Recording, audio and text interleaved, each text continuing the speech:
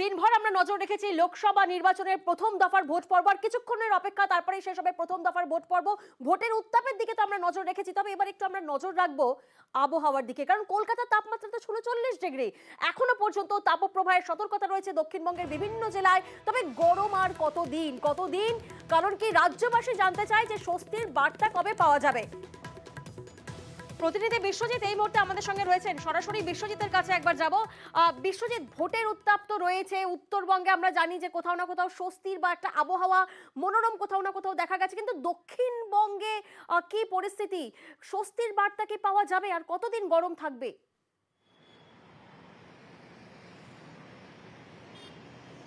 স্বস্তির বার্তা অবশ্যই দিচ্ছে আলিপুর আবহাওয়া দপ্তর। সোমবার থেকে আবহাওয়ার পরিবর্তন হবে উপকূলের জেলাগুলিতে এবং মঙ্গলবার 8 থেকে 10 জেলায় বজ্রবিদ্যুৎ সহ বৃষ্টির সম্ভাবনা রয়েছে। কিন্তু এই সোম মঙ্গলবার আসার আগে যে আরও দুটো দিন রয়েছে, সেই দুটো দিনে দাবদাহ আরও বাড়বে।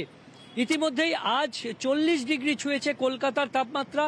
কলকাতায় আজ তাপপ্রবাহের যে সতর্কবার্তা আলিপুর আবহাওয়া দপ্তর দিয়েছিল, সত্যি আজ তাপপ্রবাহ চলছে কলকাতাতে। কলকাতায় স্বাভাবিকের তুলনায় প্রায় 5 ডিগ্রি সেলসিয়াস তাপমাত্রা বেড়েছে এবং কলকাতা ও সংলগ্ন এলাকায় আগামী দুদিনে আরও 2 ডিগ্রি অর্থাৎ 42 ডিগ্রি তাপমাত্রা ছুঁতে পারে, এমনটাই ইঙ্গিত দিচ্ছে আলিপুর আবহাওয়া দপ্তর। আমরা দেখেছি গত কয়েকদিন ধরে পশ্চিমের জেলাগুলিতে 42 ডিগ্রি তাপমাত্রা ছুঁয়েছে, কিন্তু কলকাতা ও সংলগ্ন জেলাতে তাপমাত্রা 42 ডিগ্রিতে উঠে যাবে, এমনটাই পূর্বাভাস শনি ও রবিবারের মধ্যে। এবং বাঁকুড়া, পুরুলিয়া বা পশ্চিমের জেলাগুলিতে, বিশেষ করে বাঁকুড়া জেলাতে, সেখানে তাপমাত্রা 44 ডিগ্রিতে পৌঁছে যেতে পারে, এমনটাই ইঙ্গিত আলিপুর আবহাওয়া দপ্তরের। আগামী দুদিন এই চরম তাপপ্রবাহ দক্ষিণবঙ্গ জুড়েই থাকবে এবং সোমবার একদিকে যেমন চরম তাপপ্রবাহ থাকবে, তেমনি অন্যদিকে উপকূলের 2 জেলা অর্থাৎ পূর্ব মেদিনীপুর ও দক্ষিণ 24 পরগনাতে বৃষ্টির পূর্বাভাস রয়েছে। এবং মঙ্গলবার অর্থাৎ 23 তারিখ মঙ্গলবার 8 থেকে 10 জেলায় বৃষ্টির সম্ভাবনা রয়েছে। বজ্রবিদ্যুৎ সহ বৃষ্টি হতে পারে এবং তার সঙ্গে দমকা ঝোড়ো হাওয়া, হালকা ঝোড়ো হাওয়া বইতে পারে।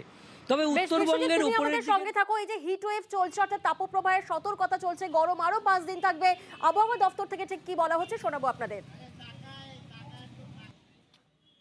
হাওড়া, হুগলি, তারপর কলকাতা এবং মুর্শিদাবাদ, ওইখানে প্রতিদিনই ড্রাই ওয়েদার, ওখানে কোনো বৃষ্টিপাতের সম্ভাবনা নেই এবং প্রত্যেক দিনই হিট ওয়েভের সম্ভাবনা আছে। বর্ধমানের ফোরকাস্ট হচ্ছে 42-43, ইস্ট 42, ওয়েস্ট 43 ফোরকাস্ট। পুরুলিয়ার ফোরকাস্ট 43, বাঁকুড়া 44, মেদিনীপুর 44, কলকাতা 41, হাওড়া 40।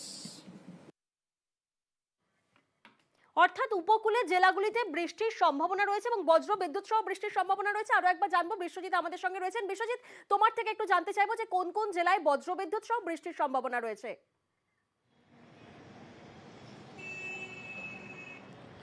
দেখো, সোমবার থেকে এই আবহাওয়ার পরিবর্তন হবে, কারণ বঙ্গোপসাগরে একটি অ্যান্টি সাইক্লোন তৈরি হতে পারে, অর্থাৎ বিপরীত ঘূর্ণাবর্ত। আর সেই বিপরীত ঘূর্ণাবর্তের জেরে যেমন বাংলায় বৃষ্টির সম্ভাবনা থাকছে, যদিও সেই বৃষ্টি খুব ভারী বৃষ্টি বা এক নাগাড়ে বৃষ্টি বা সব জেলায় একসঙ্গে বৃষ্টি হবে এমনটা নয়, বিক্ষিপ্তভাবে বৃষ্টি হবে এবং খুব হালকা বৃষ্টির সামান্য সম্ভাবনা রয়েছে। তবে ওড়িশা উপকূলে ভারী বৃষ্টি হবে, কারণ ওড়িশার দিকে এই অ্যান্টি সাইক্লোনের যে ময়েশ্চার বা জলীয় বাষ্প, সেটা অনেকটা বেশি যাবে।